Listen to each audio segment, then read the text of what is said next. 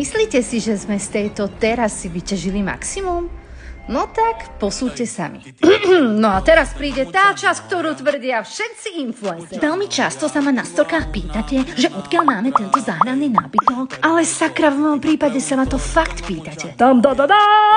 Našla som ho cez vyhľadávač nábytku biano.sk. Je to vyhľadávač nábytku, kde na jednom mieste viete porovnať rôzne obchody, ceny a ešte sa aj inšpirovať. Keby som to hľadala klasicky po internete, o 2 hodiny by som mala vysvetlený bermudský trojuholník a vedela by som, čo žije na dne Mariánskej priekopy. No a stále by som nemala sedačku. To je tá pointa. Túto časť terasy ešte nemáme dokončenú a to je otázka na vás. Čo by ste sem dali vy? Netuším, čo ma napadlo, že sa idem natáčať, ako si dávam kávičku na terase, ale toto je presne ten moment, kedy ma napadlo, že úplne trápoš. Výborne, všade chlpí, pretože náš kocúr si z tejto terasy urobil spálňu, kde strieda minimálne 2 mačky za noc. Zedzmi. Dokúpili sme si aj nejaké stredomorské rastliny, ako je palma, banánovník či oleander, ale veľmi pochybujem, že nám prežijú do konca leta.